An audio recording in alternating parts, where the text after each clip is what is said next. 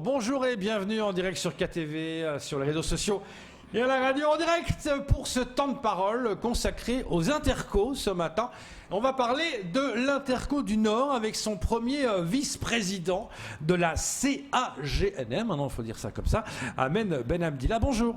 Bonjour les Mahorais, bonjour à tous ceux qui nous écoutent et surtout je profite pour souhaiter mes meilleurs vœux de 2021 à toute la population et que 2021 soit meilleur par rapport à 2020. Ça, on l'espère, notamment du côté du Nord, ça risque d'être meilleur. Parce que maintenant, vous avez décidé de changer de nom, de devenir une communauté d'agglomération. Le maire de Koungou en est donc le président. Alors, première question, comment mettre en place l'organisation de cette agglomération et surtout rattraper le retard accumulé de ces dernières années dans le Nord ?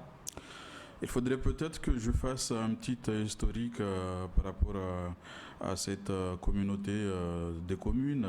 En fait, il faut comprendre qu'en 2015, Mayotte a vu la naissance des intercos.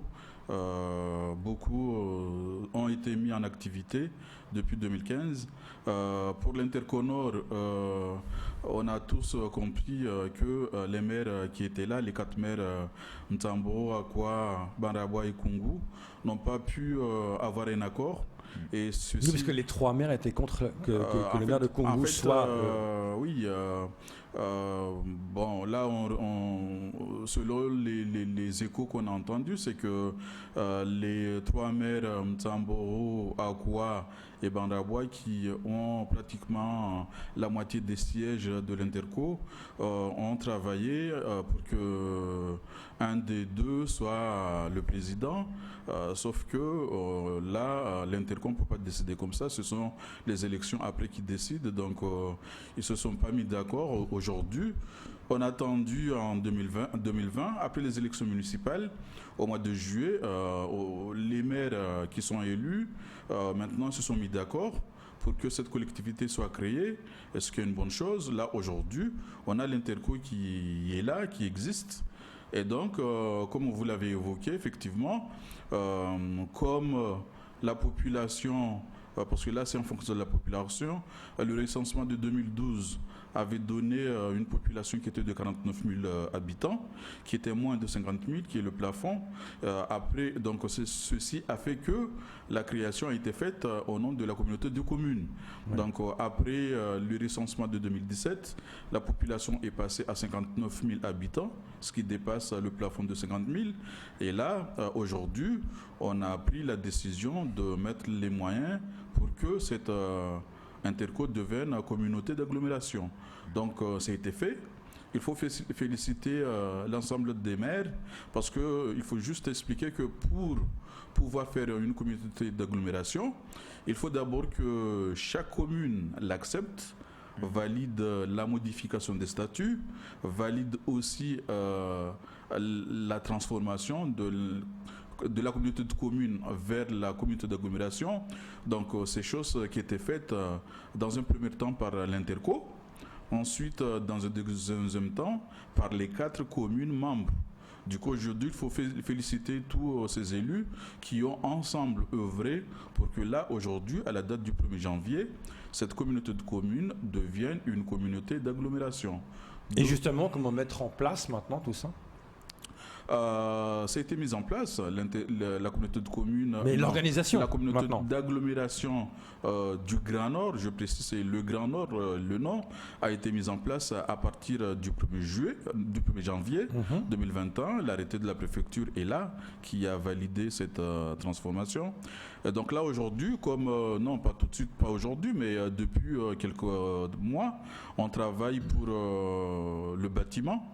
Il faut savoir que l'Interco est nouvelle et donc on travaille pour le bâtiment. Donc on a un bâtiment qui a été loué en fait que la commune de Banrabwa a loué à l'Interco, qui est situé à Bouilloni. Et donc ce bâtiment aujourd'hui il est en plein travaux et ça sera réceptionné à la fin du mois de janvier.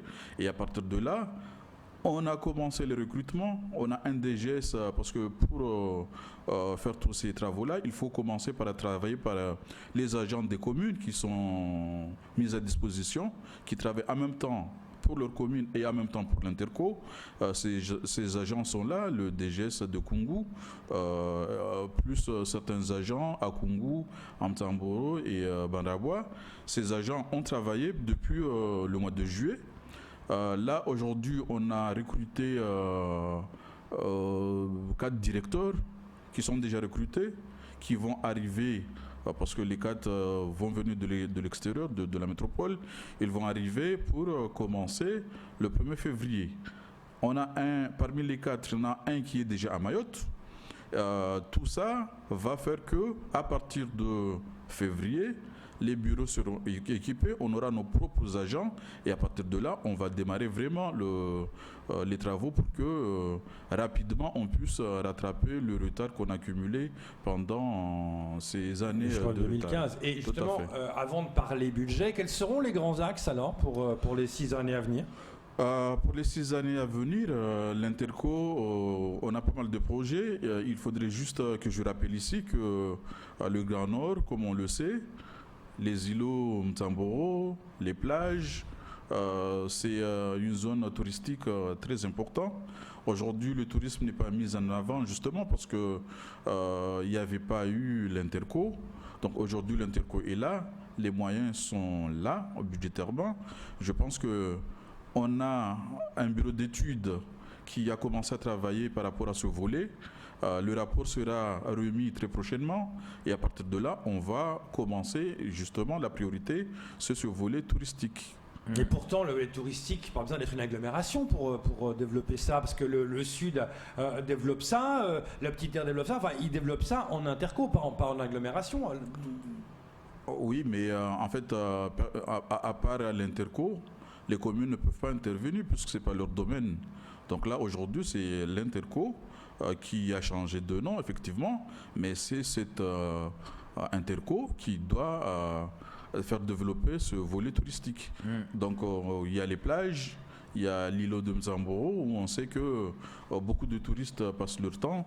Il y a tout ce volet où on doit essayer de faire venir les touristes à Mayotte. Il y a peut-être donner les moyens pour que les hôtels soient construits. Il y a aussi le volet zone d'activité économique. On sait que Dongoni, tout le monde connaît Dongoni par rapport à son activité. On connaît Dzumonier qui aujourd'hui commence à attirer pas mal d'entreprises. Donc il y a ce volet zone d'activité économique qui doit être aussi aménagé sur des zones Dongoni, Dzumonier, pour justement permettre à ce que ces entreprises puissent venir s'installer et développer aussi tout en recrutant dans les zones, du coup, l'emploi aussi qui sera mis en avant. Alors justement, on sait que dans cette agglomération, on le voit, chaque commune a ses propres besoins aujourd'hui. Chaque commune a ses problèmes. Maintenant, quel est le projet fléché, disons, qui va être le projet commun qui va pouvoir faire profiter à toutes les communes? On le voit aujourd'hui avec la communauté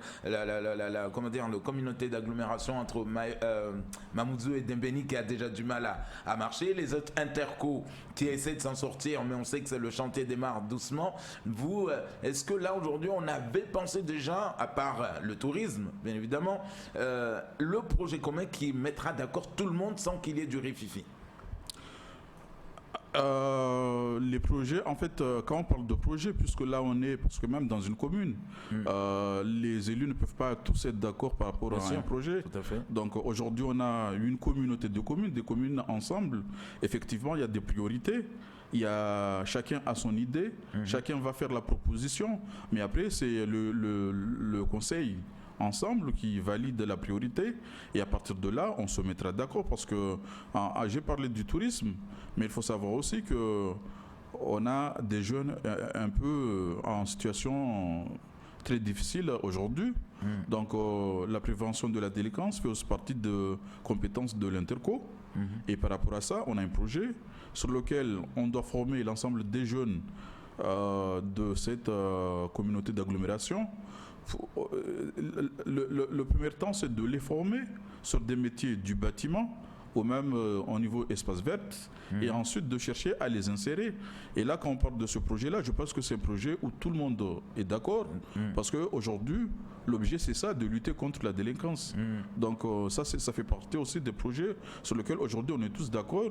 La délibération était déjà prise. Aujourd'hui, c'est le mettre en œuvre. C'est ce qui va arriver en janvier 2021. Alors, chaque interco aujourd'hui, notamment celle de la Petite Terre et du centre, ont leur office de tourisme. Est-ce que là aussi, on y pense déjà à mettre en place cet outil qui pourra mieux appuyer les projets touristiques? Tout à fait. Quand on parle du tourisme, là, je n'ai pas détaillé le fond du tourisme, mais quand j'ai parlé du projet touristique, c'est un projet énorme. Et sur ce projet, il y a aussi ce volet comité de tourisme. Donc ça, on a pensé. Aujourd'hui, effectivement, on n'a pas trop avancé parce que, comme on le sait, le projet, en fait, l'Interco, c'est depuis juillet. Et après, il y a eu les problèmes du Covid. Ceci a fait qu'il y a eu beaucoup de retard sur toutes les administrations. Mais quand je parle de projet touristique, y compris le comité de tourisme.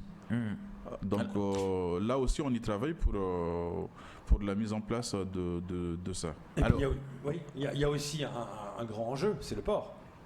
Le port de Longoni. Qu'est-ce que vous allez faire? Est-ce que vous allez rentrer dans la gouvernance du port? La décision n'est pas encore prise aujourd'hui, mais c'est un sujet que rapidement on va discuter entre élus communautaires pour justement voir tout ce qu'on peut faire par rapport à ça. Parce que vous avez le foncier. Vous avez le foncier qui permettrait de développer le port. Est-ce que vous avez proposé ça pour pouvoir rentrer dans la gouvernance du port? Tout à fait. En fait, le président a évoqué le sujet, mais aujourd'hui, je ne peux pas venir dans les détails puisque ce n'est que des petites idées dans la tête. Mais Janvier est là quand même. Tout à fait. C'est quand même un gros projet, le port. Tout à fait. Tout à fait. Alors, monsieur Ben, on sait qu'aujourd'hui le Nord est touché par ces plages avec cette violence. Vous l'avez dit tout à l'heure, avec des enfants très difficiles aujourd'hui. Les gens ont peur d'aller sur ces plages. On sait que souvent on nous dit ça, c'est la mission régalienne de l'État ou du département d'assurer la sécurité sur ces sites touristiques, les plages.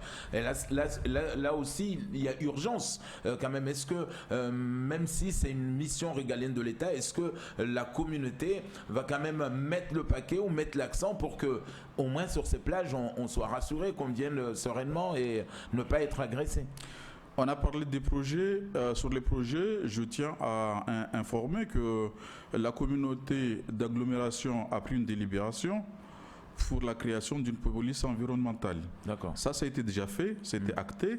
Donc aujourd'hui, on va voir avec les communes pour que chacun puisse valider et que ça soit mis en place. Et quand on parle de la police intercommunautaire, justement, l'objet c'est ça, de lutter contre la déforestation, effectivement, mais aussi de mettre un peu de sécurité sur les plages. Là, on a vu par rapport à l'Interco Sud, ça se fait aujourd'hui. Donc là, l'objet, justement, c'est permettre de donner un peu de sécurité sur les plages de la zone nord. Et là aussi, en parlant de ça, je tiens juste à rappeler, parce que je suis élu de la commune de Mtsamboro, notre commune a anticipé à mettre en place une brigade nautique.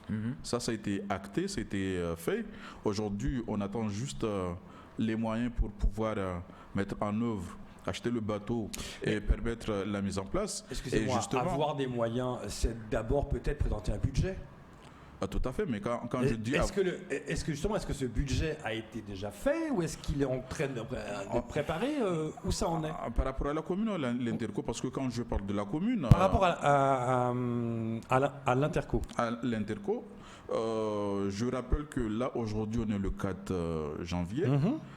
Le budget n'est pas encore validé, voté.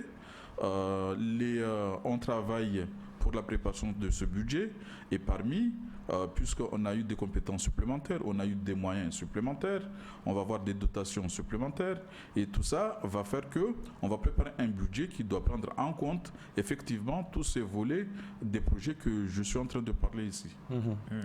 Et le budget, vous savez à peu près de combien il sera estimé? On a voté en 2020 un budget de 4 millions d'euros. Et quand je parle de 4 millions, il n'y avait pas encore tous ces projets qui étaient prévus sur le budget. Mais là, par rapport au budget, et tout en sachant que ces 4 millions, c'était la moitié de l'année, puisqu'on a repris, on a pris l'activité au mois de juillet. Donc ça signifie que en 2021, on a un budget qui doit avoisiner les 10 millions d'euros. Parce qu'il faut avoir quand même le budget pour après avoir tous ces aides. Donc c'est un truc très important, Kama. Alors, il y a aussi ce problème, mon cher, c'est les déchets. Aujourd'hui, on sait que beaucoup de communes, par exemple, n'ont pas signé la convention par rapport à cette opération qu'on appelle les VHU, les véhicules hors d'usage, qui sont abandonnés dans nos quartiers, dans les rues, sur les routes, les chaussées. Est-ce que là aussi, quand même, pour redorer un peu le blason, l'image, en tout cas du Nord, s'attaquer aussi à ce dossier déchets et VHU, ces véhicules abandonnés un peu partout? Effectivement, quand on parle de Mayotte attractif, on est obligé de passer par là, sinon on ne peut pas demander... Parce qu'aujourd'hui, on sait que toutes les communes sont touchées, souffrent de ramassage de déchets, on les voit, on en a parlé encore ce matin. On a un vrai problème. Tout à fait, effectivement, on le voit. Effectivement, il y a des communes qui n'ont pas conventionné, mais aujourd'hui, au niveau des communes du Nord, je pense que la plupart l'ont fait. Et au niveau de l'Interco, on est obligé de travailler pour l'attractivité. Et quand on parle de l'attractivité, quand on parle du tourisme, on est obligé de passer par là. On ne peut pas développer une gestion de déchets, garder les déchets et chercher à faire venir des touristes. Il y a un vrai problème de déchets qui a été dénoncé par le maire de Mamoudzou par rapport à une autre interco. Donc voilà, c'est le problème, il est là. Donc c'est pour ça que est-ce qu'il y a le même problème de votre côté? On ne l'espère pas. Non. De l'autre côté, nous, en fait, on a compris l'interco au 4 des mains. Donc aujourd'hui, ils se sont pas mis qui est remis en cause par le maire de Mamoudzou. Oui, ils se sont pas mis d'accord. On a compris. Donc aujourd'hui, notre communauté d'agglomération, tous les maires sont là, les élus sont derrière. Et l'objectif, c'est de faire en sorte que tout marche. Donc c'est pour cela qu'aujourd'hui, les idées sont là. On va se mettre d'accord parce que l'idée, c'est de pouvoir faire développer le secteur nord. Merci d'être venu ce matin, le premier vice-président. On suivra ça de très près. Merci beaucoup. Je vous remercie et au revoir à la prochaine fois. C'est tout pour ce temps de parole.